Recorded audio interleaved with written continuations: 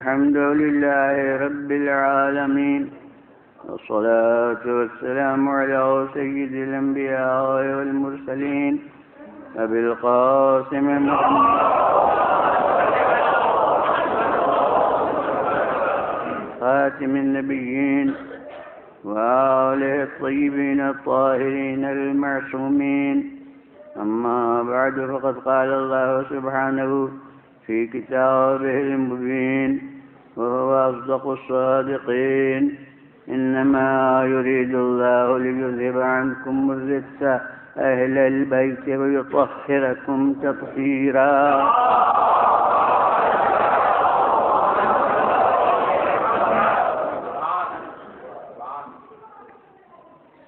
عام دستور تو یہ ہے کہ آیہ مبارکہ کے پڑھنے کے بعد پہلے ترجمہ کیا جاتا ہے، لیکن میں آج اس دستور کے خلاف عمل کرنا چاہتا ہوں کہ تشریح شروع کر دوں گا اور ترجمہ نہیں کروں گا.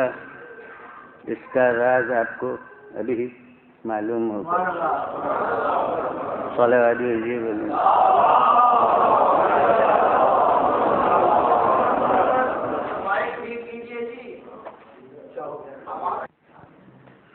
بفیض مجالس مومنین کو جو عربی دان نہیں ہیں، یہ بات یاد ہوگی، اتنی دفعہ سنی ہوگی کہ انما جو شروع میں ہے یہ کلمہ قصر ہے. کلمہ قصر کے معنی یہ ہے کہ انما نہ ہو تو انحصار نہیں ظاہر ہوتا، اور انما کے ذریعے سے انحصار ثابت ہوتا ہے کہ یہ منحصر ہے. لیکن انما کے بعد اگر دو لفظی جملہ ہو، اور دو لفظوں سے کم کا جملہ ہوتا نہیں، صرف دو لفظی اگر جملہ ہو تو یہ انما کاہے سے متعلق ہے اس کا سمجھنا آسان ہے. بس ایک مبتدا اور ایک خبر تو بالکل آسان ہے. مثلا انما اللہ واحد، اللہ مبتدا واحد خبر. شروع میں جو انما ہے بالکل معنی صاف ہیں کہ اللہ ایک ہی ہے، بس ایک کے سوا کچھ نہیں ہے. 2 4 10 نہیں ہے، بلکہ ایک ہے. تو معلوم ہو گیا کہ اللہ کی لفظ کا انحصار وحدت میں کیا گیا ہے کہ وہ بس ایک ہے. تو یہاں تو آسان ہو گیا سمجھنا کہ یہ اللہ کیا ہے. یہ انحصار کاہے میں ہے، کیونکہ 2 ہی لفظ ہیں. لیکن جہاں لفظیں زیادہ ہوں وہاں یہ سمجھنا مشکل ہوتا ہے کہ اس انحصار کا تعلق کاہے سے ہے. پرانے زمانے کی جو اردو تھی، اس وقت کے استاد انما کا ترجمہ کرا دیتے تھے جزئی نیست. پرانے استادوں سے جنہوں نے صرف نہ ہو پوری ہو، وہ جزئی نیست بہت سنا ہوگا انہوں نے کہ وہ یہ ترجمہ جزئی نیست، کیونکہ فارسی اس وقت میں جزوے، یعنی اردو زبان جو لوگ واقف ہیں اردو زبان سے، وہ فارسی سے بھی واقف تھے، بولتے تھے اردو، اکثر لکھتے تھے فارسی. شرفا خط و کتابت اس وقت فارسی میں کرتے تھے، فارسی میں بھی عام فہم زبان تھی. تو وہ جزئی نیست وہ ہر ایک جانتا تھا کہ سوائے اس کے کچھ نہیں. اس میں ترجمے میں کوئی دشواری نہ تھی، اس لیے کہ جیسے انما شروع میں آ گیا ویسے ہی ایک عدد جزئی نیس شروع میں آ گیا. اب جو انما جاہے سے متعلق ہے اسی سے یہ جزئی نیس متعلق ہے. لیکن اب ہماری اردو جزئی نیس والی نہیں رہی ہے. اب ہم انما کے مقصد کو اور انما کے مفہوم کو بس اور ہی سے ظاہر کرتے ہیں. خدا ایک ہی ہے، اور اس ہی نے اس انما کا مفہوم ظاہر کیا. تو اب ہمارے لیے ترجمہ بہت مشکل ہے، اور اسی سے میں نے ترجمہ نہیں کیا کہ جب تک یہ سمجھ میں نہ آئے کہ انما کاہے سے متعلق ہے اس وقت تک یہی کہاں پر لایا جائے. اب یہاں اس ایک جملے میں انما یرید اللہ لیذھب عنکم الرجس اہل البیت، اب واو کے ذریعے سے وہ بات کا ٹکڑا اس کا جز بنا ہے، ورنہ اصل جملہ یہاں تک آیا ہے. انما یرید اللہ لیذھب عنکم الرجس اہل البیت، یعنی یہاں تک تو جیسے متکلم نے سانس ہی نہیں لی، حالانکہ سانس اس کے بعد بھی نہیں لی ہے ورنہ وقت ہو جاتا. وقت کا نہ ہونا دلیل ہے سانس نہ لینے کی، مگر پھر بھی وہاں سانس لی جا سکتی ہے. اور اس کے پہلے تو بالکل ہی وہ ایک ڈال جملہ ہے، انما یرید اللہ لیذھب عنکم الرجس اہل البیت. اب اس انما کا تعلق کاہے سے ہے؟ اب اس میں جتنے پہلو ہیں وہ میں عرض کرتا ہوں، اور اس کے لحاظ سے ترجمہ بدلتا جائے گا. تو میں کہتا ہوں کہ صرف قرآن سے تو ترجمہ تک نہیں ہو سکتا.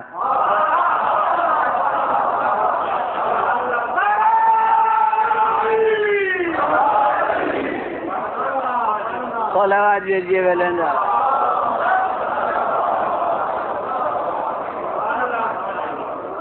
پھر ویلندا آواز کرتا.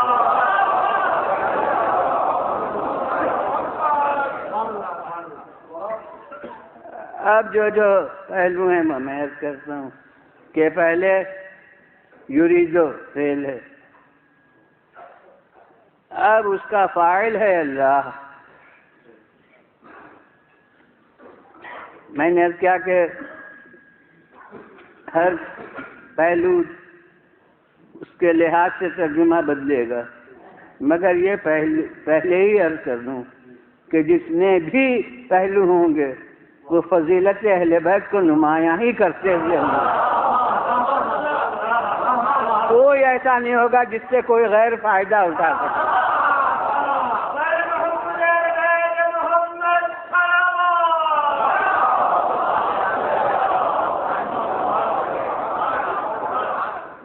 اگر کسی غیر کی دراندازی کا موقع ہوتا تو اللہ کا انما کا حصار کمزور نہ ثابت ہو.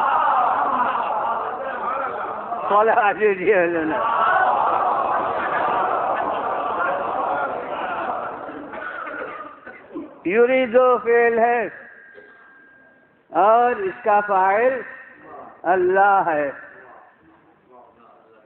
پہلا احتمال یہ ہے کہ یہ انما کا تعلق فاعل یریدو کے ساتھ ہے. تب یہ معنی ہوں گے کہ کسی اور کا نہیں، اللہ ہی کا یہ ارادہ ہے.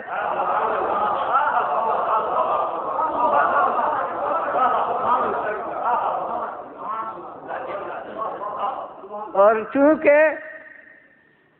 ارادے کی قوت و اعتبار قوت مرید ہوتی ہے، جیسی ارادہ کرنے والے کی طاقت ہوگی اتنے ہی اس کے ارادے کی طاقت ہوگی. تو کسی اور کا نہیں، اللہ کا ارادہ ہے. صلوات بھیجیے.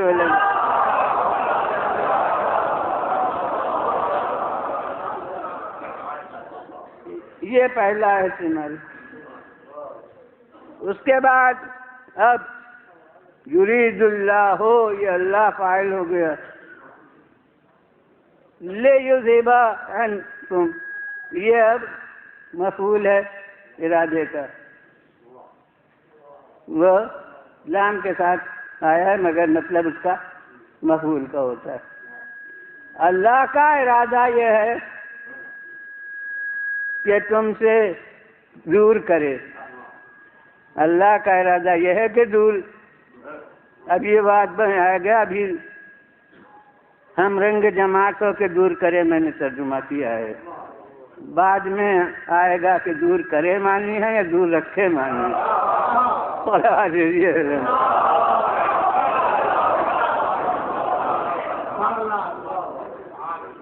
تو اللہ کا ارادہ ہے کہ دور کرے یا دور رکھے، وہ بعد میں فیصلہ ہوگا. اب وہ فاعل ہوا، یہ مفعول ہوا، تو ہو سکتا ہے کہ اس انما کا تعلق مفعول ارادہ سے ہو. تب یہ معنی ہوں گے کہ اللہ کا ارادہ بس یہی ہے.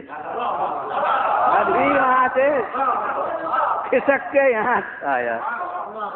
اللہ کا ارادہ بس یہی ہے، اور چونکہ بغیر ارادے خدا کوئی چیز ہوتی نہیں، تو جب ارادہ اللہ کا بس یہی ہے تو اس کے سوا ہوگا کیا؟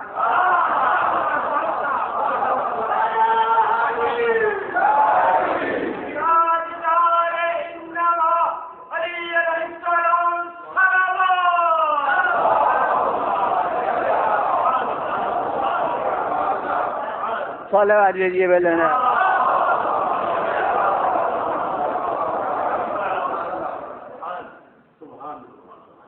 یہ دوسرا احتمال ہو گیا. تیسرا احتمال یہ، اب یہاں پھر تھوڑی سی عربی گرامر پڑھنے کی ضرورت ہے کہ اب مفعول ارادہ جو تھا وہ بھی ایک فعل ہے، یذھب،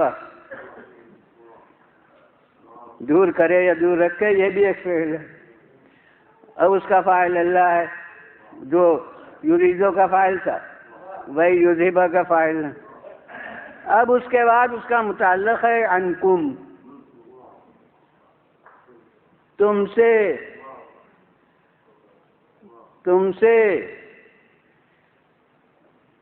اور پھر دوسرا مفعول ہے الرجس، یعنی کیا دور رکھے؟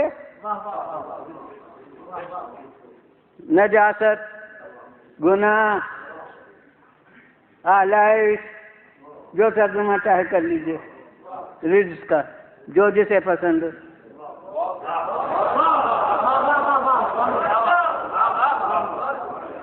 تو جو بھی ترجمہ کیجیے اس کا، یہ دور رکھے. تو ہو سکتا ہے تیسرا احتمال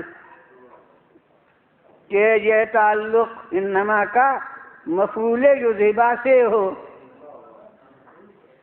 یعنی اللہ کا ارادہ یہ ہے، ابھی کہیں بھی نہیں آیا. اللہ کا ارادہ یہ ہے کہ تم سے بس ہر گناہ کو، بس ہر آلائش کو، یعنی اللہ کا ارادہ یہ ہے کہ فضائل تمہارے دروازے پر خیمہ زن ہو اور برائیاں جتنی ہیں وہ سب دور ہو.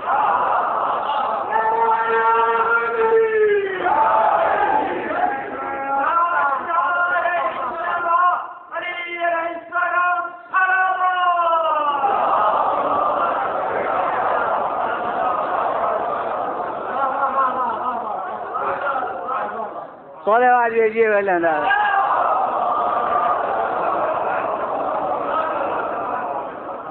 پھر بولنا آواز سے صلوات.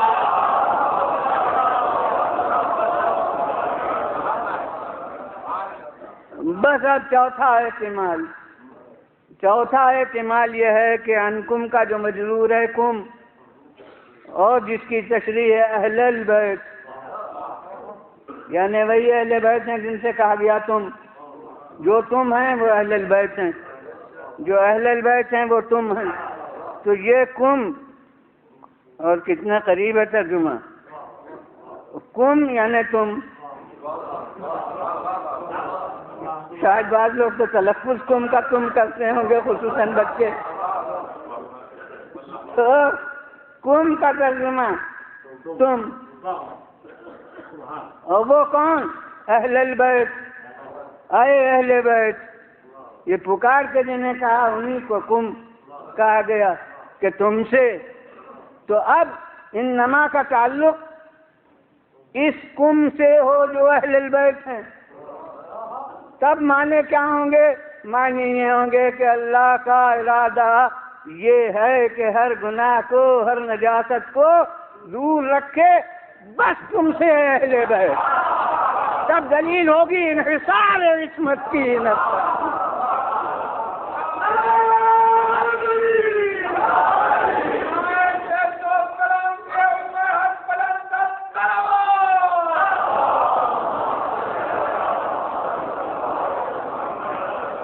صلوات بھیجیے بلند آواز.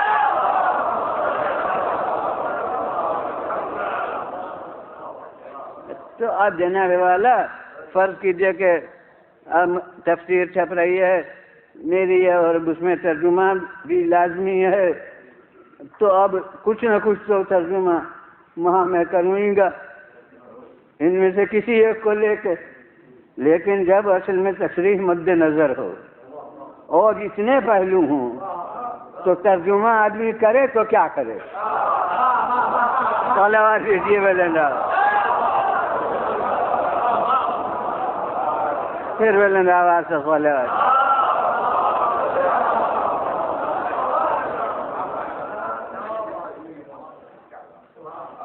اب اس انما میں اتنے پہلو ہیں اور یہ گرامر سے متعلق بات، اور تعجب ہے کہ بڑے بڑے علماء اسلام جنہوں نے تفسیریں لکھی ہیں اور بعض تفسیریں پوری شروع سے آخر تک گرامر سے بھری ہوئی ہیں، جیسے کشاف، تفسیر کشاف زمخشری، اس کی ساخت ہی یہی ہے کہ اس میں بس ترکیب نحوی اور قواعد لغت اور یہ سب یہ گرامر کی بحثیں ہوتی ہیں، لفظی بحثیں قرآن کے الفاظ کی تحقیقات سے متعلق.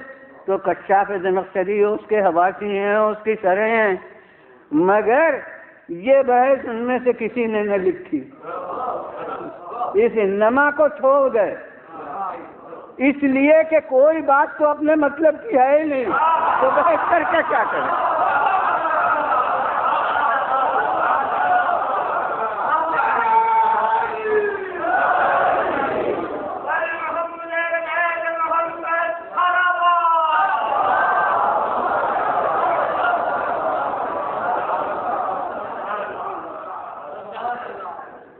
اب زور علم کہاں پر صرف ہوا؟ یذہبا کے معنی میں، وہی جو میں نے اشارتاً اختلاف ترجمہ کو کہا، ظاہر کیا کہ اللہ کا ارادہ یہ ہے کہ تم سے اہل بیت برائی کو، گناہ کو، نجاست کو دور کرے. کیا یہ معنی ہے؟ یذہبا کے دور کرے، ذہبا کے معنی گیا اور اذہبا لے گیا یعنی دور کیا. تو یذہبا کے معنی دور کرے، تو معلوم ہے کچھ تو ہے، کچھ ہے تو جسے اللہ کا ارادہ ہے کہ دور کرے، تو کچھ ہے، ہونا تو ثابت ہو گیا. معلوم ہو گیا کہ دلچسپی کچھ ہونے سے ہے.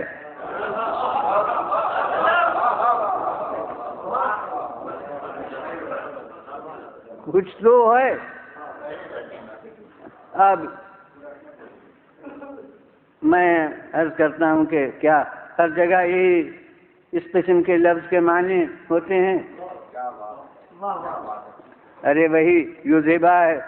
جب یہاں معنی ہوں گے کہ دور کرے تو پھر یطہرکم جو آئے گا اس کے معنی ہوں گے کہ پاک کرے. وہ بالکل لازم ملزوم ہے. جب یذہبا کے معنی ہوں گے دور کرے تو یطہرا کے معنی ہوں گے پاک کرے. لغتاً بے شک جیسے یذہبا کے وہ معنی ویسے یطہرا کے یہ معنی. اور اگر یذہبا میں ہم نے کہا کہ معنی ہے دور رکھے تو یطہرا کے معنی ہوں گے پاک رکھے. تو کتنا زمین آسمان کا فرق ہو جاتا ہے. دور کرے اور دور رکھے، پاک کرے اور پاک رکھے. ان کے مطلب کی بات یہ ہے کہ یہ معنی ہو کہ دور کرے، وہ کہتے ہیں لغت میں یہی معنی ہے، اور پاک کرے لغت میں یہی معنی ہے. میں کہتا ہوں جب لغت میں یہ معنی ہے تو جو میں مثالیں پیش کروں سب میں یہی معنی کیسے جائیے.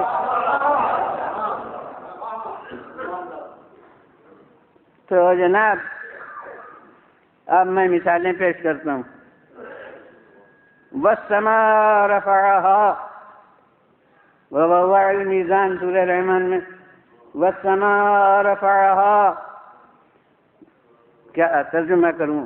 میں نظرات سے پوچھنا کہ آسمان اس کو اس نے اللہ نے اونچا کیا، یعنی جیسے آپ کا شامیانہ پہلے زمین پر بچھایا جاتا ہے پھر بانسوں سے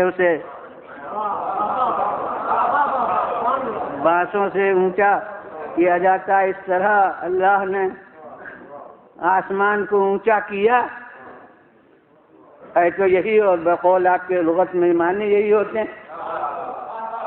تو والسماء رفعها آسمان کو اس نے اونچا کیا، اس کے معنی ہے کہ وہ بیچارہ نیچا تھا، اللہ نے اکیلے یا فرشتوں کی مدد سے، اس نے بغیر آسمان کو اکیلا کیا اونچا کرتا، سب فرشتے پکار لیے گئے ہوں گے تو وہ ان سب نے مل کے اسے اونچا کیا. تو یہ معنی ہے. یہاں کوئی نہیں کہے گا، وہ بھی نہیں کہیں گے کہ یہ معنی ہے. تو پھر کیا معنی ہے؟ معنی یہ ہے کہ آسمان کو پیدا ہی کیا اونچا. تو جب یہ نظیر قرآنی موجود ہے تو آپ کیوں نہیں کہتے یطہرکم کے معنی کے پاک ہی پیدا کیا؟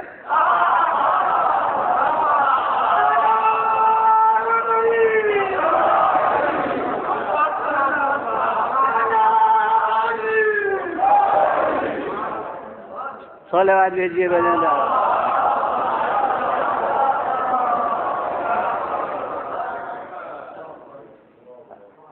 یہ وہ رفع آ گیا، ایک یہ طہرا ہے، یہ باب تفعیل ہے. اور یہ آئیے باب تفعیل کی مثال آپ کی روزمرہ کی کہ ہمارے یہاں چھوٹے کو خط لکھا جاتا ہے سلمکم اللہ. یہ سلمہ بھی وہی طہرا جو ہے وہی سلمہ ہے. یہ طہرکم جیسے وہی سلمکم ہے. سلمکم اللہ ضرور. ارے اصل عربی کے لحاظ سے، لغت کے لحاظ سے جو چھوٹے کی قید ہے نہیں، مگر ذرا کسی بغیر کو لکھ کے خط دیکھ لیجئے کہ سلمکم اللہ، تو وہ آپ کو انتہائی گستاخ بے ادب کہتے ہیں. نگاہ لیجئے صاحبزادے نے ان کو سلمکم اللہ لکھا. ہمارے یہاں مخصوص چھوٹوں کے ساتھ ہو گیا ہے. عراق وغیرہ میں اکابر علماء کے نام کے ساتھ دام ذلوں کی طرح سلمہ اللہ لکھا جاتا ہے، مگر ہمارے یہاں خیر رواج ہے اچھا چھوٹے ہی کو صحیح وہ سلمکم اللہ لکھا. وہی ہے یطہرکم والی بات. سلمکم اللہ آپ کے نزدیک یعنی سالم کرے، تو یہ پھر اسی کو لکھا جائے جو بیمار ہو.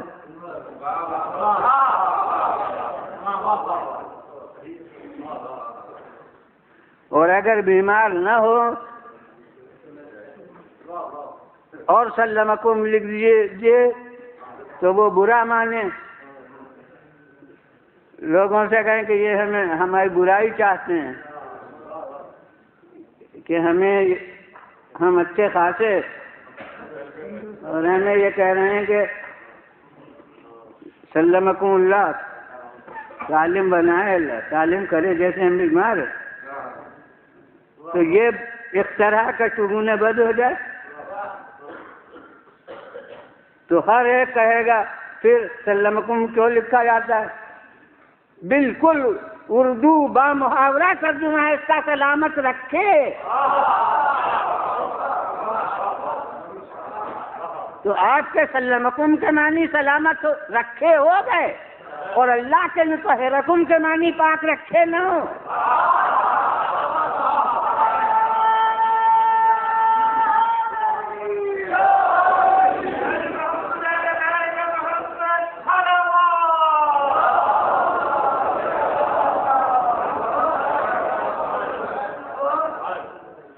اور ایک مثال آپ کے روزمرہ کی، روزمرہ کیا انشاءاللہ نمازی لوگ وہ کم سے کم 10 دفعہ زبان کو جاری کرتے ہیں، یعنی نماز پنجگانہ سے کم عدد تو ہو ہی نہیں سکتا۔ یہ تو کم سے کم درجہ ہے امتیاز کا باغی سلطنت الہی اور غیر باغی میں۔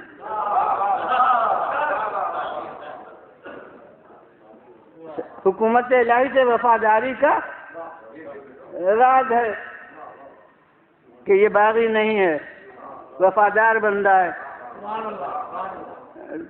ورنہ اس کا کوئی فائدہ نہیں ہے اپنی وفاداری کا ثبوت پیش کرنا۔ صلوات جی ویلے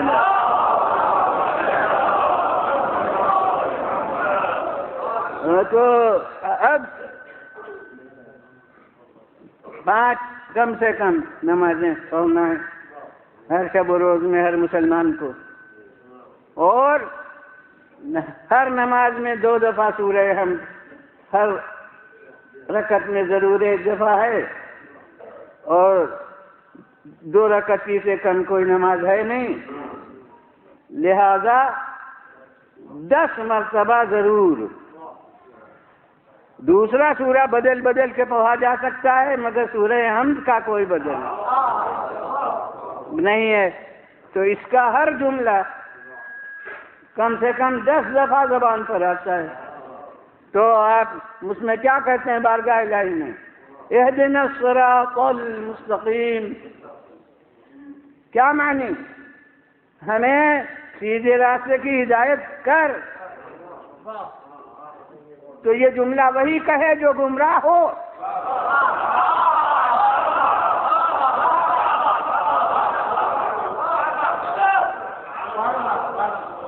یعنی نماز وہی پڑھے جو اپنے کو گمراہ سمجھتا ہو، تو وہی صرف نماز پڑھے۔ ایک تو کسی کا ضمیر اسے گوارا نہیں کرے گا، اور کوئی نمازی اسے گوارا نہیں کرے گا کہ گویا ہم اقرار گمراہی کرتے ہیں ہر دفعہ جب آتے ہیں مصلی پر تو 2 مرتبہ، اور 2 حدیں پڑھیں ایک وقت میں تو 4 دفعہ اقرار گمراہی کر لیا، تو کوئی نمازی یہ اس کو منظور نہیں کرے گا۔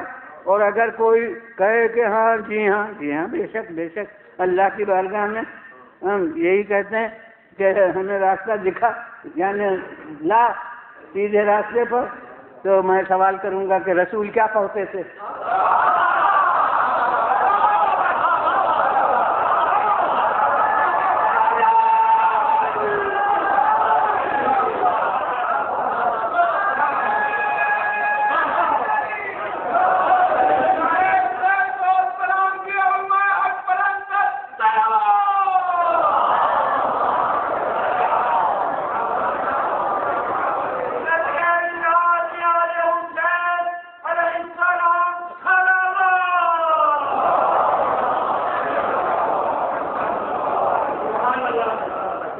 پھر میرے آواز کو بولے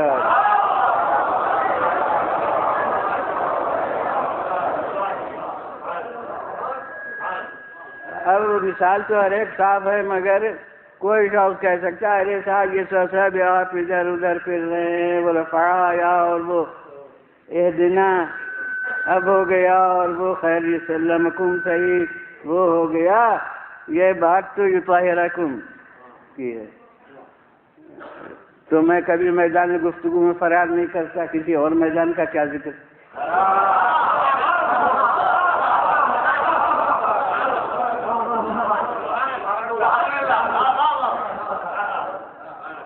تو میں کہتا ہوں کہ آئیے، نہیں، یہ تو ہیراکی قرآن ہے، روایت نہیں ہے، حدیث نہیں ہے۔ ابراہیم اور اسماعیل سے خطاب کر کے کہا جا رہا ہے کہ طہرا بیتیَ للطائفین والعاکفین والرکع السجود۔ طہرا وہی طہرکم والی لفظ ہے، اب نہیں ہے ادھر ادھر کی کوئی لفظ۔ طہرا تثنیہ کا صیغہ ہے، دو مخاطب ہیں، ابراہیم اور اسماعیل۔ بتائیے کیا ترجمہ کروں؟ پاک کرو میرے گھر کو۔ تو تھی کوئی نجاست کعبے میں جہاں معمار اور مزدور بھی معصوم منتخب کیے گئے ہوں؟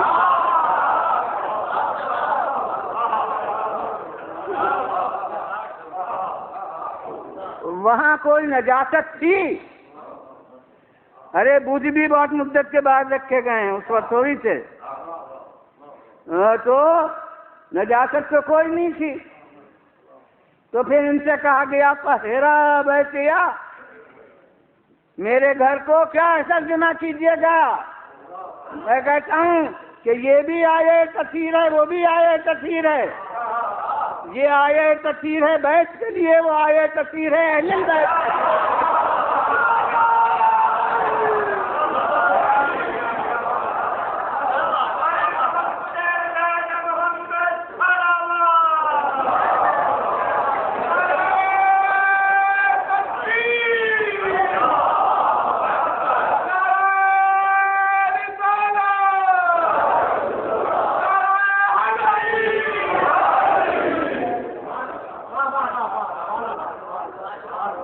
اب جناب میرے سامنے تو بلا فاصلہ شاعر صاحب بیٹھے ہیں، تو مجھے کیوں نہیں یاد ہے شعری کوئی؟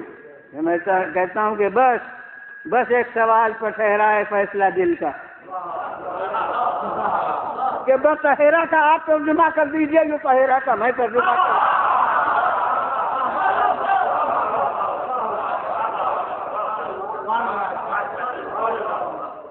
تو وہاں کوئی نجاست تو تھی نہیں، تو پھر کیا معنی ہے؟ طہرا بیتیَ، دیکھو ابراہیم اسماعیل میرے گھر کو پاک رکھنا۔ جب یہاں یہ ترجمہ ہے تو اس آیہ تفسیر میں آپ یہی ترجمہ کیوں نہیں کرتے کہ ارادہ الہی یہ ہے کہ تم سے ہر گناہ کو دور رکھے اور تمہیں پاک رکھے؟ یہ بیت کے لیے آیہ تفسیر ہے، وہ اہل البیت کے لیے ہے۔ جو معنی یہاں ہے وہی معنی وہاں ہے، بس فرق اتنا ہے کہ بیت کی تفسیر کا کام رسولوں کے سپرد کر دیا اور اہل البیت کی تفسیر اپنے ذمہ۔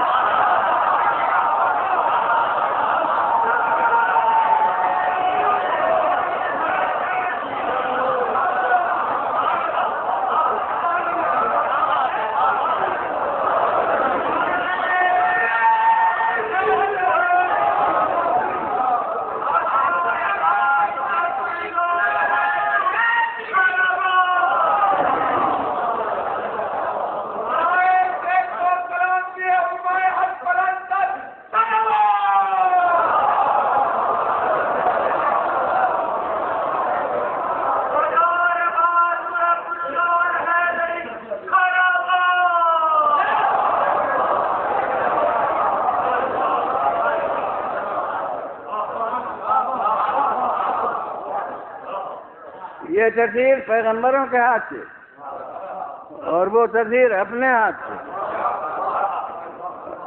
اور اسی لحاظ سے نتیجہ مختلف ہو گیا۔ بیت کی تفسیر پیغمبروں کے سپرد کر دی گئی تھی تو دنیا بتوں کی نجاست لانے پر قادر ہوئی،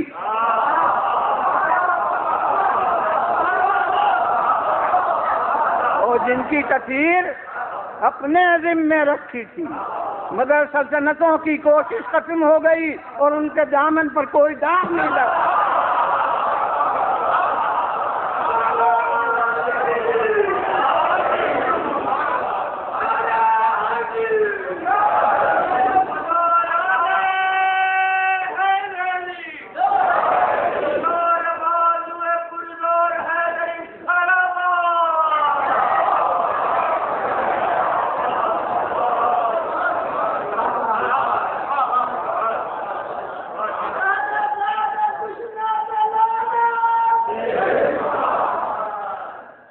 پھر میں نے آواز سے سنا۔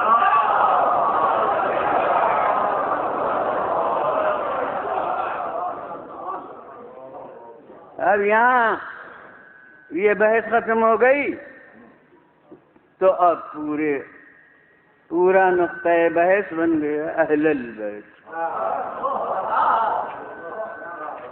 اے اہل بیت، اب یہاں کوئی زحمت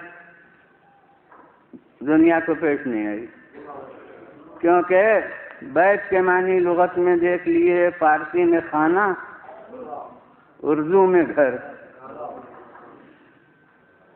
اہل کی لفظ بالکل ظاہر ہے، فارسی میں تو کوئی ترجمے کی ضرورت ہی نہیں، بھائی اہل لگا دیا خانہ کے ساتھ، بالکل سیدھا صاف، اہل کی اضافت خانہ کی طرف ہو گئی، تو جو لفظ ہوئی سب جانتے ہیں۔ اور اردو کے لحاظ سے اہل کے معنی والے، تو بس گھر والی، یہ شرفا نہ بولتے ہوں مگر بہت بڑا طبقہ ہے جو خاص رشتے والی کو گھر والی کہتے ہیں، لہذا تفسیر کون مشکل رہ گئی؟ معلوم ہے کہ اہل خانہ کون ہے اور گھر والی کون ہے، لہذا بس وہ افراد ہیں وہ بھی صحیح جو آپ کہتے ہیں، لیکن یہ بھی ہیں، مگر میں کہتا ہوں کہ اگر یہ معنی ہے تو وہ بھی صحیح کیوں؟ ان میں سے کوئی بھی اس لفظ کے تحت میں جو ترجمے ہیں نہیں آتا، آپ ترجمے یہ کر رہے ہیں اور پھر انہیں بھی بضرورت حدیث کہ صحیح ستہ کی حدیث ہے کہ وہ افراد ہیں چادر کے نیچے، تو انہیں تو آپ نکال تو سکتے نہیں، مگر میں کہتا ہوں کہ بڑی علامت کسی بات کے غلط ہونے کی یہ ہے کہ خود اس کا کہنے والا اس پر قائم نہ رہ سکے۔ اب میں کہتا ہوں کہ یودھیبا میں آپ نے اتنی بڑی جو بحث کر ڈالی کہ دور کرے اور پاک کرے، اس کے ثبوت میں کہ کچھ ہے، تو اب یہاں شوق کیوں ہے اپنے منظور نظر افراد کو مصداق بنانے کا؟ معلوم ہوتا ہے کہ وہ بحث کر رہے تھے مگر دل میں یہ تھا کہ ہے تو بڑی فضیلت، لہذا اب اس بحث کو بھول گئے اور یہاں کوشش صرف ہو گئی کچھ خاص افراد کو جنہیں منظور ہے اس لفظ کے تحت میں لانے کی لغت کی مدد سے۔ مگر میں کہتا ہوں کہ پیغمبر اسلام صلی اللہ علیہ وسلم یہ ذرا سے بھی جو عربی داں ہیں وہ جانتے ہوں گے، اور جو غیر عربی داں ہیں وہ بھی تشریح کے بعد جان لیں گے کہ اہل البیت یہ دو لفظ نہیں ہیں، اہل و بیت یہ حقیقت میں تین لفظ ہیں، ایک ہے اہل اور ایک ہے بیت اور ایک یہ بیچ میں الف لام جو ہے ال۔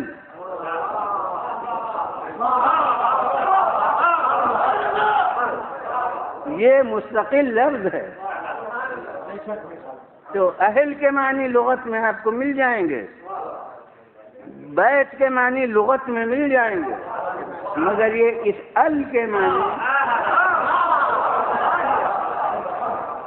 یہ الف لام کے معنی لغت میں نہیں ملیں گے۔ اب میں نظیر پیش کر کے عرض کروں گا کہ یہ الف لام کے کیا معنی ہوتے ہیں. یہ ال جو ہوتا ہے فرض حاضر کی طرف اشارے کے واسطے ہوتا ہے.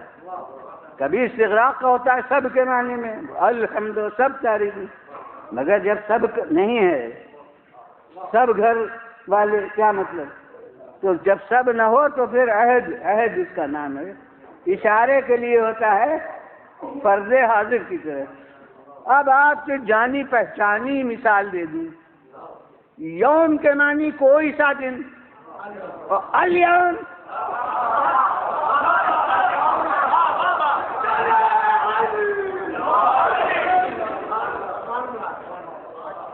کیا معنی؟ آج ہر اردو دار آدمی بھی جو مجلسوں میں شریک ہوتا ہے وہ الیوم سے پوری آیت ذہن میں آ گئی، چاہے لفظ نہ ہے مگر مطلب اس کا. تو الیوم آج، آج یہ آج کہاں سے معنی پیدا ہوئے؟ اس لیے کہ یہ ال کہتا یہ سا دن،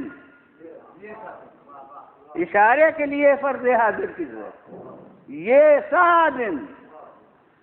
اب فارسی میں بالکل لفظی ترجمہ اس کا امروز ہے، یعنی ای روز، یہ دن. ہمارے یہاں یہ دن محاورے میں نہیں ہے، اسی کا نام ہے آج. تو یہ آج کے معنی اس الف لام سے پیدا ہوئے، یعنی روز حاضر، یہ دن جو اس وقت ہے. تو اب ال کے معنی صاف ہو گئے کہ اشارے کے لیے ہوتا ہے فرض حاضر کی طرف. تو اب اہل البیت کے معنی نہ اہل خانہ ہے، نہ گھر والی ہے، نہ گھر والا ہے. اہل البیت کے معنی ہیں اس گھر والے.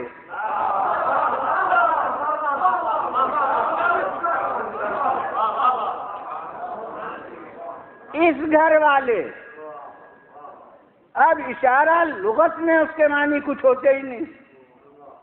اشارے کا تعلق دیکھنے سے ہے کہ کاہے کی طرف اشارہ ہے. میں کہوں گا یہ صاحب کل میرے پاس تشریف لائے تھے، تو اب یہ صاحب جو نہ دیکھے کہ یہ کا اشارہ میں نے کدھر کیا اور کاغذ پر لفظیں آئیں تو وہ کچھ نہیں سمجھے گا کون سا. جو دیکھ رہا ہوگا کہ کدھر اشارہ کیا وہ سمجھے گا کہ کس کو کہا تھا. تو اشارے کی مدد سے اس میں اشارہ کے معنی معین ہوتے ہیں. یہ سا دن، تو البیت یہ سا گھر. جب تک اشارہ نہ دیکھیں سمجھ میں نہیں آئے گا. اور اشارے کا ایک خاصہ ہے، اشارے کا خاصہ یہ ہے کہ جہاں تک نظر سے حائل کوئی چیز نہ ہو وہاں تک سمت اشارہ میں وسعت ہوتی ہے. میں کہوں گا یہ تو اشارہ اس دیوار تک جائے گا. میں کہتا ہوں یہ تو اشارہ اس تخت کی طرف آتا ہے. یہ تخت جہاں نہ ہو وہاں کہوں تو زمین تک جائے گا. اور کہوں یہ تو یہ اشارہ چھت تک جائے گا. اور چھت نہ ہو تو فلک الافلاق تک جائے گا. آپ نے دیکھا کہ مقدار پیمانہ مسافت کا کوئی نہیں ہے. جہاں تک حائل نظر سے کوئی نہ ہو وہاں تک سمت اشارہ میں وسعت ہوتی ہے. پیغمبر خدا صلی اللہ علیہ وآلہ وسلم جب ہوتے تھے تو کسی گھر میں ہوتے تھے. ارے کسی آدمی کا گھر نہ صحیح خانہ ہے خدا سے ہی، کسی نہ کسی گھر میں ہوتے تھے. اگر کہیں آیت اترتی تو جس گھر میں اترتی اس کی چار دیواری میں منتشر ہو جاتی. لہذا پیغمبر خدا صلی اللہ علیہ وآلہ وسلم جب آیت اترنے والی تھی تو گھر کے اندر گھر بنایا.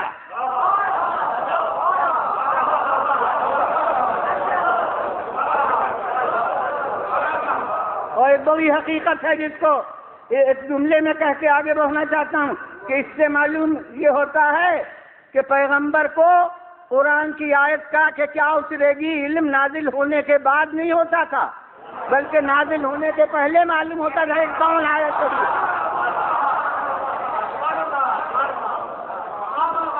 صلوات بھیجیے بلند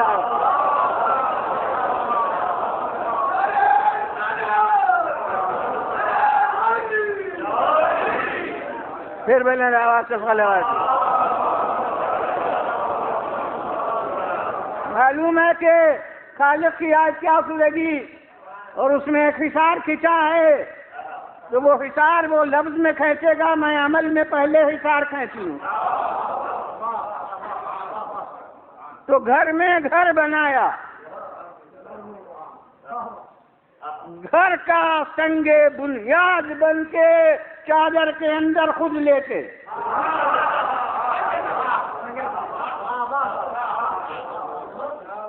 اور پھر بغیر کسی قاصد کے بھیجے ہوئے کسی قدرتی لاسلکی سے یا جذبے مرکزی سے بیت کے اجزاء سمٹ کے آنے لگے۔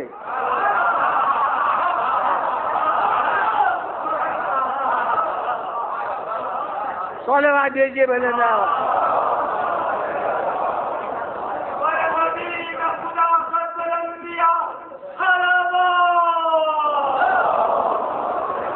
اب میں نے دو پہلو کہے، قدرتی لاسلکی کہی، جذبے مرکزی کہا، اور اب تیسرا پہلو عرض کروں جو رسول کے بارے میں نمایاں کر چکا کہ اس کے معنی یہ بھی ہو سکتے ہیں، یعنی یہ بھی وجہ ہو سکتی ہے کہ جتنے اجزاء ہیں سب کو معلوم ہے کہ کون آیت آنے والی ہے، آیت اترے گی اور پس منظر سب مہیا کر رہے ہیں۔ صلوات دیجیے بلند۔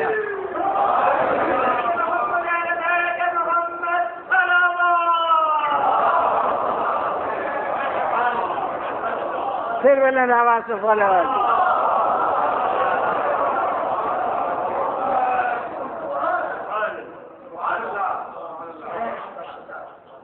اور اب یہاں ایک وقت میں جب مجلسیں نہیں پہنچتا تھا، صرف تقریر کرتا تھا اور بات کرتا تھا، تو اس وقت میرے یہاں اذن عام تھا کہ جو سوال ہو جس محل پر پیدا ہوتا ہو وہ اسی وقت پیش کر دیا جائے، اسی کو میں پسند کرتا تھا، کیونکہ بعد میں تو یہ ہوتا ہے کہ میں کہوں میں نے یوں نہیں کہا تھا، وہ کہے جی یوں کہا تھا، نہیں، اسی وقت جو سوال قابل تشریح ہو وہ اسی وقت، یہ اس وقت میں عمل درآمد تھا۔ اب جب سے مجلسیں پڑھنا شروع کی تو جو کہ داد مجلس کے خلاف ہے، اور پھر دوسرے حضار مجلس کو بار ہو جاتا ہے، وہ آوازیں آتی ہیں بیٹھ جائیے چپ رہیے، تو اس بنا کے اوپر وہ دروازہ جب سے مجلسیں پڑھنے لگا تب سے ختم ہوا، ورنہ مدت 10 برس تک میں نے مجلسیں پڑھی نہیں، وہ صرف واعظ ہوتا تھا مسجد میں، اور پھر تو اس وقت یہ اذن عام تھا۔ تو میں نے جب یہ بیان کیا موعظے میں مسجد کے ایک دن، تو ایک عربی داں صاحب علم انہوں نے بیچ سے کہہ دیا کہ یہ چادر میں یہ بیت کہاں سے آئی؟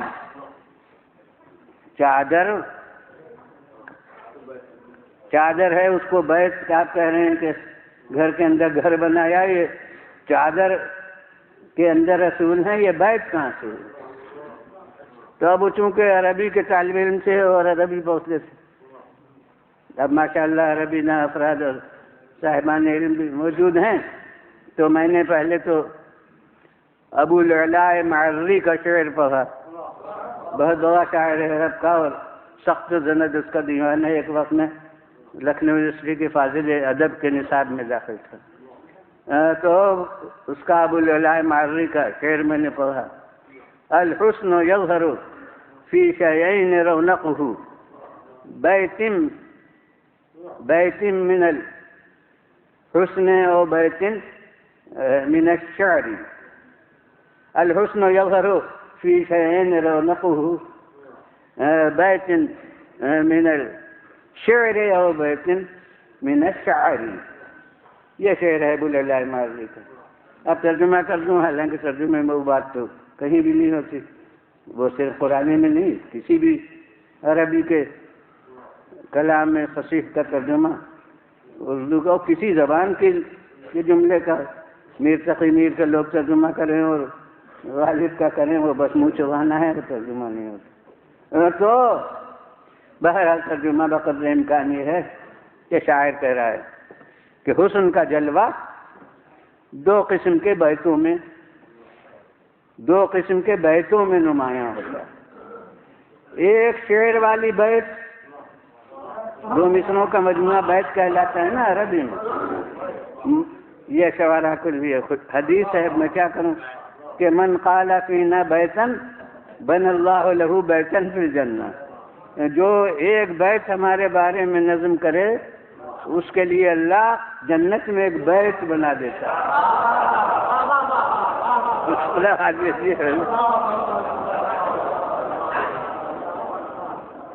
تو بیت من الشعر، حسن کا جلوہ دو بیتوں میں ظاہر ہوتا ہے. ایک شعر والی بیت، یعنی نظم میں جب ذکر حسن ہو تو پھر جلوہ حسن نمایاں ہوتا ہے. اور یا وہ اس زمانے میں تو اب آج کل بھی رسم ہو گئی، جو قدیم بات تھی وہ جو ہے کہ عموماً حسن میں دیہاتوں کا ذکر ترقی یافتہ ادب میں بہت وسع ہو گئی ہے کہ اب محل والیوں کا حسن نہیں ہوتا بلکہ دیہات والیوں کا حسن وہ مرکز مدح بن گیا ہے. تو وہی عرب کا مزاج ہی وہی تھا. تو بیت من الشعر، حسن کا جلوہ دو چیزوں میں نمایاں ہوتا ہے، ایک شعر والا بیت اور ایک بالوں سے جو بیت بنتا ہے. تو عرب میں چادریں کھینچ کر بنائے جاتے تھے اپنے قیام کے مکانات. تو معلوم ہوا کہ چادروں سے جو بیت بنے وہ بھی کلام عرب میں بیت ہوتا ہے، اور دار نہیں ہے، بیتی ہے. تو بیتی من الشعر اور بیتی من الشعر، یہ تو کلام عرب سے مثال پیش کی. اور اب اس کے بعد میں نے کہا کہ قرآن اور واقعے دونوں کو ملا کر اب دیکھیے کہ یہ بیت ہے یا نہیں. واقعات بحمد اللہ فیض مجالس سے سبھی کو معلوم ہے. میں کہتا ہوں کہ قرآن کی تعلیم ہے کہ جب بیوت میں داخل ہو، گھروں میں، تو پہلے سلام کرو اور اجازت دو.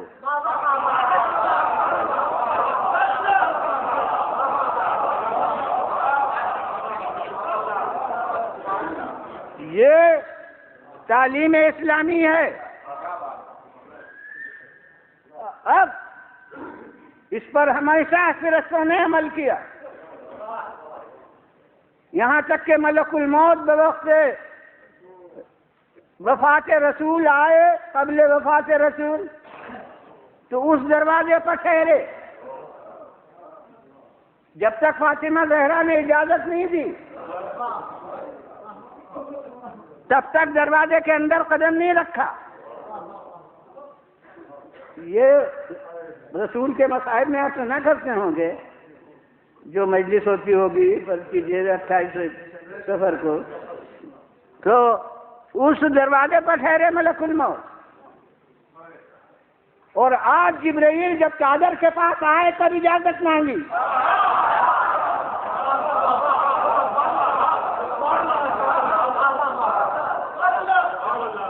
کبھی سلام کیا، تبھی اجازت مانگی.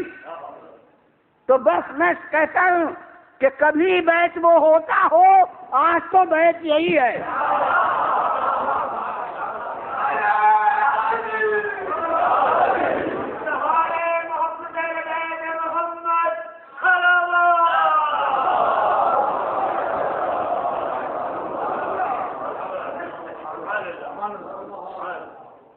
اور حالانکہ وہاں سے اجازت لے کر آئے تھے، اور قرآن کہہ رہا ہے کہ لا یسبقونہ بالقول وہم بامرہ یعملون، اللہ پر وہ فرشتے جو ہیں بات کرنے میں سبقت نہیں کرتے، اس کے حکم پر عامل ہیں. تو یہ اجازت مانگی یقیناً مقصد سے ناس قدرت تھے، اور یہ اللہ نے ان کے دل میں ڈالا کہ وہ اجازت طلب کریں، اور اللہ نے بھی بلا تکلف اجازت دے دی. تو اجازت لے کر وہاں سے آئے تھے کہ میں داخل ہوں چادر کے اندر، تاکہ 5 میں کا میں چھٹا ہو جاؤں، لِأَكُونَ مَعَهُمْ سَادِسًا، چادر کے اندر میں بھی داخل ہوں تاکہ چھٹا ہو جاؤں. میں کہتا ہوں یہ جناب جبرائیل امین کو کیوں شوق ہے کہ 5 میں کا میں چھٹا ہو جاؤں. میں تو یہ محسوس کرتا ہوں کہ یہ انسان وہ ہیں کہ انہوں نے فرشتہ ہونے کی کبھی تمنا نہیں کی، مگر یہ اتنے اونچے ہیں کہ فرشتے ان میں شامل ہونے کی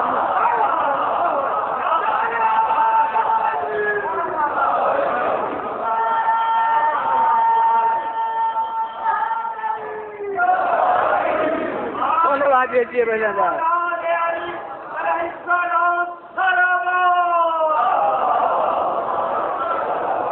پھر بولے آواز سے صلوات.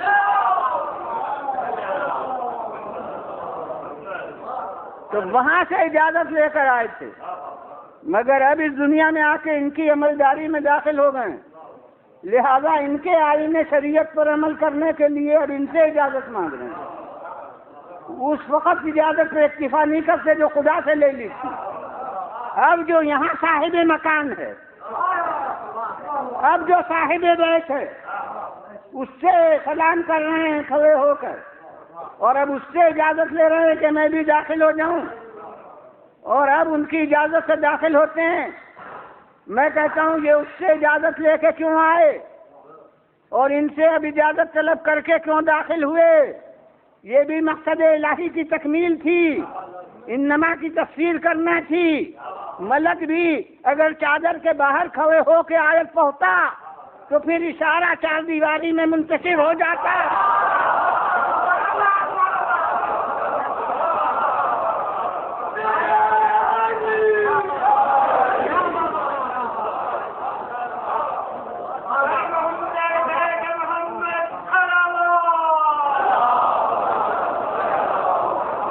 لہذا ملک بھی چادر کے اندر داخل ہوتا ہے، اور اب چادر کے اندر داخل ہو کے کہتا ہے کہ خالق نے ارشاد کیا ہے کہ انما یرید اللہ لیذھب عنکم الرجس اہل البیت. اللہ کا ارادہ یہ ہے کہ تم سے اے اس گھر والو. اب جدھر سے اشارہ باہر نکلنا چاہے گا چادر کا حصار روکے گا.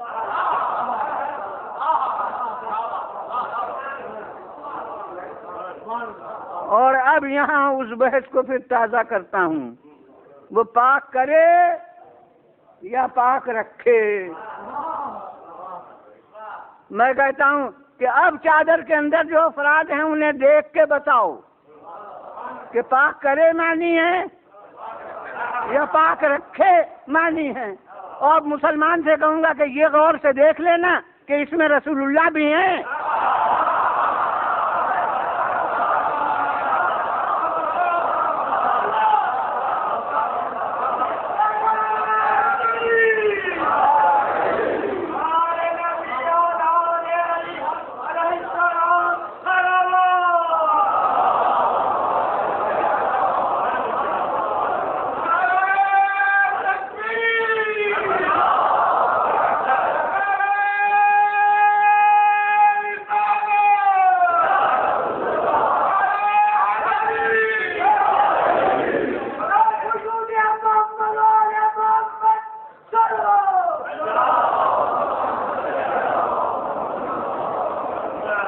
اب دنیا بتائے، مسلمان بتائیں، رسول اللہ کے ماننے والے بتائیں کہ اب مانی ہے پاک کرے یا پاک رکھے. جو معنی وہاں رسول کے لیے سمجھو وہی معنی میں ان افراد کے لیے چاہتا ہوں. ان کو میں رسول سے بہانا نہیں چاہتا ہوں. صلوات بھیجیے بلند.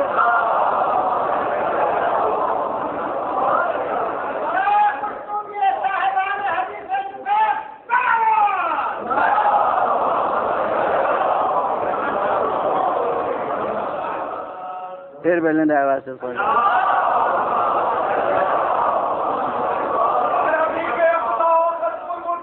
یہ تو میں نے مسلمانوں سے بلا تفریق فرقہ عقیدہ اسلامی کا دباؤ ڈال کر گویا جواب حاصل کیا، مگر اس بحث میں میری ہمت ہے کہ اگر غیر مسلم افراد ہوں تو ان سے بھی میں بحث کا تصفیہ کرا لوں گا کہ دور کرے معنی ہے یا دور رکھے معنی ہے. کوئی کہے قرآن کی آیت ہے غیر مسلم سے کیا مطلب؟ میں کہتا ہوں کہ لفظوں کی بحث میں مسلم و غیر مسلم کا سوال نہیں. وقف نامے کی لفظیں ہوتی ہیں تو غیر مسلم جج بھی فیصلہ کرتا ہے. ضرورت نہیں ہے کہ واقف کا وہ ہم مذہب ہو. میں اس کے سامنے اپنا کیس پیش کروں گا کہ رسول نے یا خدا نے جس نے بھی ہو ان لوگوں سے یہ لفظیں عربی کی کہیں ہیں. اب آپ فیصلہ کیجئے کہ اس کے معنی ہے دور کرے یا دور رکھے. میں غیر مسلم سے اس کا فیصلہ کرا سکتا ہوں. وہ کیوں کر وہ یوں کہ اس سے کہوں گا کہ آئیے دیکھیے یہ افراد ہیں، ان میں اگر سب بالغ ہوں تو معنی ہو سکتے ہیں دور کرے، اور اگر ان میں بچے بھی ہوں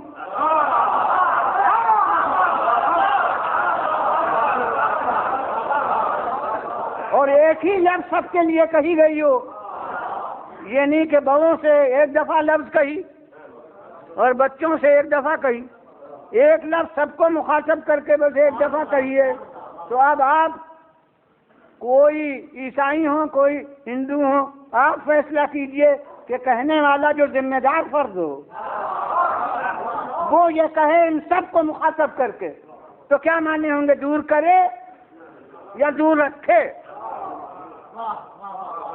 اب تو مجبور ہیں ماننے پر، جبکہ ان میں بچے بھی ہیں جو گنہگار کسی مذہب کی زبان میں نہیں ہیں.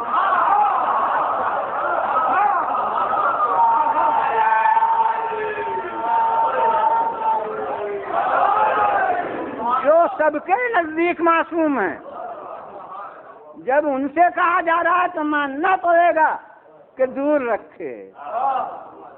بس میں کہتا ہوں کہ اب ان بچوں کی شان دیکھنا ہے جن کی شرکت بزرگوں کی عصمت کی تشریح کر دے.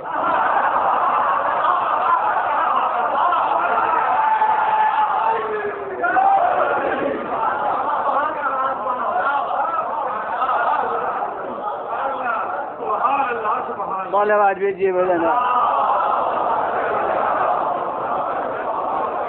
پھر بلند آواز سے صلوات.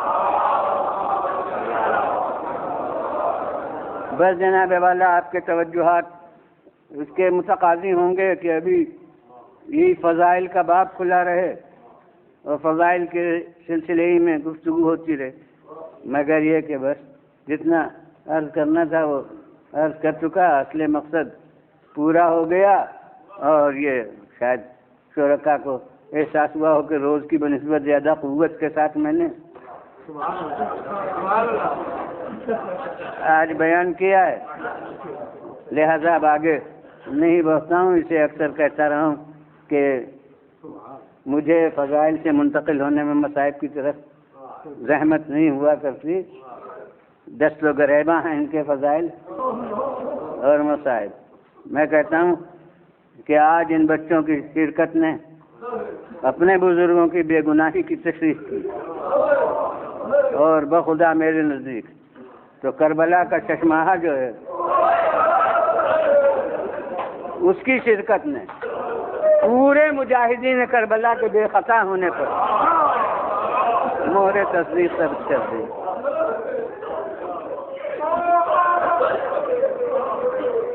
شروع کے مجاہدین کا نام نہیں لوں گا کیونکہ خطابت میں طول دینا نہیں ہے.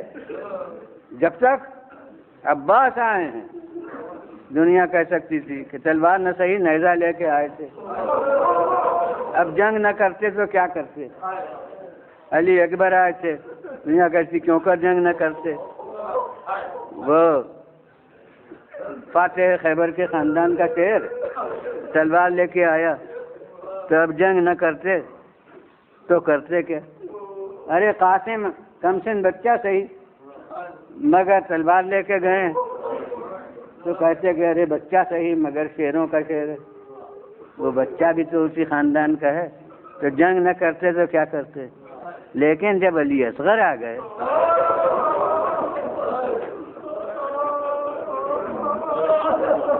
تو اب دنیا اپنے ظلم کی کوئی توجیہ نہیں کر سکتی. دنیا اپنے ظلم کی کوئی وجہ نہیں بیان کر سکتی. ارے یہ کون تلوار لے کے گئے, یہ کون نیزہ لے کے گئے. ان کے پاس بس ایک زبان بے زبانی ہے. اب جب ان پر تیر ستم رہا ہوا تو پتا چلا کہ جتنے سے سب بے گناہ تھے.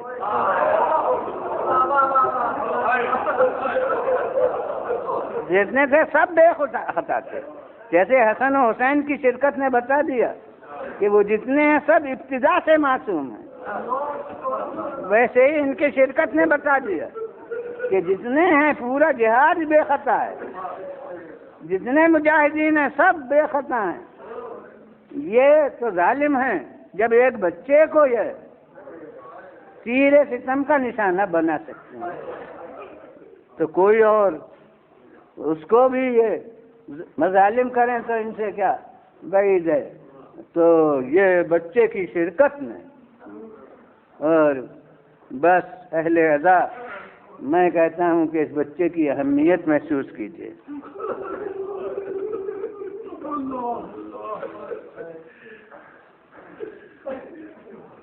شہزادے کی عمر کیا؟ نام کا جز 6 ماہ. اس کے لیے الگ سے تلاش کرنے کی ضرورت نہیں. 6 مہینے شہزادے کی عمر. اور سفر امام کی مدت کتنی؟ وہی 6 مہینے. رجب میں چلے, محرم میں شہادت ہو گئی, 6 مہینے تو ہوئے. اب کچھ سمجھ میں آیا؟ میری تو سمجھ میں یہی آیا کہ جیسے بیسط رسول منتظر رہی ان علی کے ایک عمر تک پہنچنے کی, ویسے ہی حسین کا اقدام عمل منتظر رہا اس علی کے دنیا میں آنے کا. بس ادھر علی اصغر دنیا میں آئے, پتہ نہیں چلتا کئی دن کے تھے کہ مولا نے سفر غربت اختیار کیا. اور اب میں تو یہ کہوں گا کہ علی اصغر کی زندگی کا ہر دن مولا کے سفر کی ایک منزل ہے. اور جب مولا کا سفر اختتام تک پہنچا تو علی اصغر کی عمر انتہا تک پہنچ گئی. اور بس اس دنیا کے اصول کے مطابق کہہ رہا ہوں, انتہا تک پہنچ گئی. اور میں کہتا ہوں کہ اب ان کی عمر کی ایک نئی حد شروع ہو گئی. اور اب ایک جملہ ہے, ظاہر ہے کہ نہ کسی کو گھٹانا ہے نہ کسی کو بڑھانا ہے. جو واقعاتی فرق ہے وہ عرض کر رہا ہوں کہ کربلا کے دن تک ہمیں معلوم ہے ایک علی اکبر تھا اور ایک علی اصغر تھا. اور کربلا کے بعد تو جو علی اکبر کی عمر ہے وہ علی اصغر کی عمر ہے.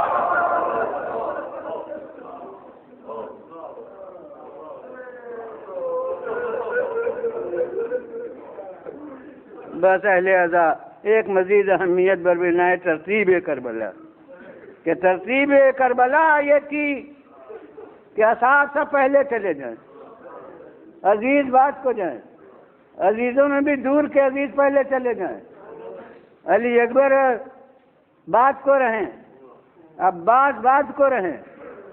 اس سے یہ سمجھ میں آتا ہے کہ جس سے شدت وقت کا مقابلہ زیادہ کرانا ہے اسے بات کے لیے رکھا ہے, اور جس کی قوت برداشت پر بھروسہ زیادہ ہے اسے بات کے لیے رکھا ہے. بس بارگاہ حسینی میں یاد کرنا ہے کہ عباس کے بھی بعد یہ علی اکبر کے بھی بعد یہ 6 مہینے کی جان، یہ شہزادہ علی اصغر اسے تو مولا نے اپنا بس پیش خیمہ رکھا. ان کے بعد بس خود مولا میدان میں گئے ہیں. اور بس اس شہادت کی ایک خصوصیت اور اسی پر ختم کہ ہمیں تاریخ کربلا میں تردد کا کوئی وقت نہیں ملتا. دیکھیے غم اور ہے، رنج اور ہے، صدمہ اور ہے، مگر جس کا نام تردد ہے ایک وقت بھی نہیں ملتا کہ جب کسی محل پر تردد ہوا ہو. مگر بس یہ ایک منزل ہے، سخت مصائب میں حل نہیں کر سکتے. مگر یہ تردد کا کون محل ہے؟ بس تردد اس وقت ہوا ہے جب لائے تھے بچے کو رفعتوں پر لاش.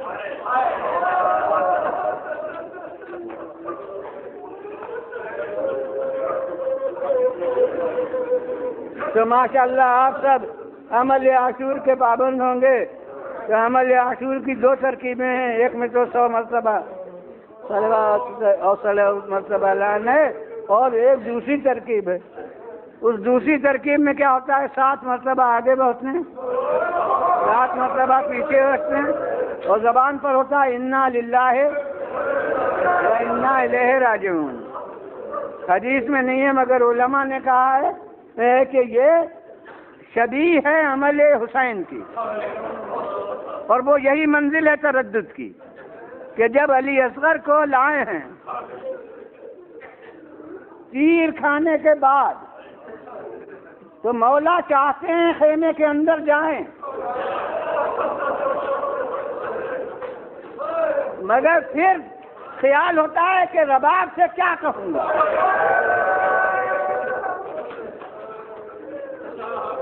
علی اکبر کے لیے کوئی تردد نہیں ہوا کیونکہ لیلا جانتی نہیں کہ کہاں جا رہے ہیں.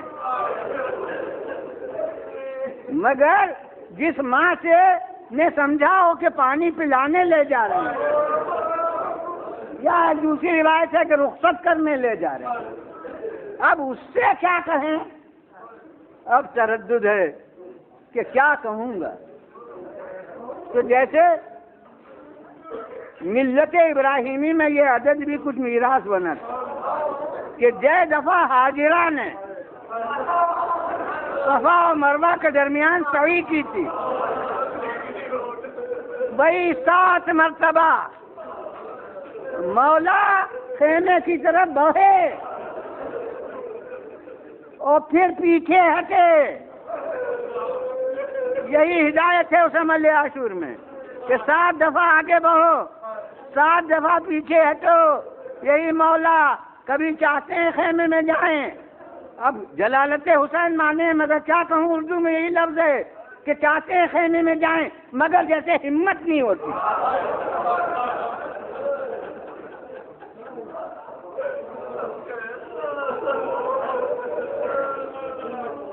بس جب 7 مرتبہ آمد رفت ہو چکی تو اب مجھے تو پھر یہی لفظ ملتی ہے کہ اب دل کو مضبوط کر کے اور خیمے کے اندر قدم رکھا، اور اب کہا کچھ نہیں گیا. بس جس حال میں تھے علی اصغر گود میں رباب کو دے دیا، اور رباب نے چہرے پر نظر کی. خدا کی قسم یہ وہ ہیں جنہوں نے اس خاندان میں بہو ہونے کی عزت رکھی ہے کہ رباب نے معصوم کو گود میں لیا، اور جو کیفیت 1400 برس کے بعد میں محسوس کر رہا ہوں، رباب نے بھی اسے محسوس کر لیا کہ مولا جیسے مجھ سے شرمندہ ہیں. تو ایک جملہ کہا ہے، بعد آپ اس کیفیت کا اندازہ کیجئے. ایک جملہ کہا ہے، جو مرثیہ بھی ہے اور گویا حسین کی طرف سے عذر خواہی بھی ہے. کہتی ہیں کہ یا بنیا امثلک ینحر، کیوں بیٹے کیا تمہارا ایسا بھی ذبح کر دیا جاتا ہے؟ وہ مرثیہ تو ہے ہی، مگر میں کہتا ہوں کہ گویا کہہ رہی ہیں کہ مولا شرمندہ نہ ہوجیے. ارے کوئی یہ سوچ سکتا ہے کہ یہ نتیجہ ہوگا کہیں اس عمر کے بچوں کو تیر لگایا جاتا ہے؟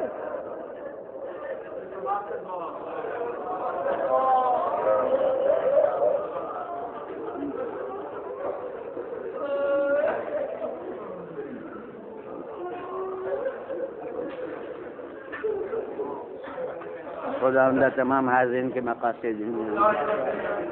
خداوندہ ہم سب کو صراط مستقیم پر قائم ہوا. خداوندہ ہمیں رسول و آل رسول کے اسوہ حسنہ پر چلنے کی توفیق. خداوندہ ہمارے لیے آخرت کی منزل کی دنیا سے بہتر پر. جو بیمار ہونے شفا و صحت، جو مر گئے انہیں رحمت و مغفرت کی مدد. اس عزائے قلیل کو بانی مجلس سے اور ہم سب سے قبول کرنا.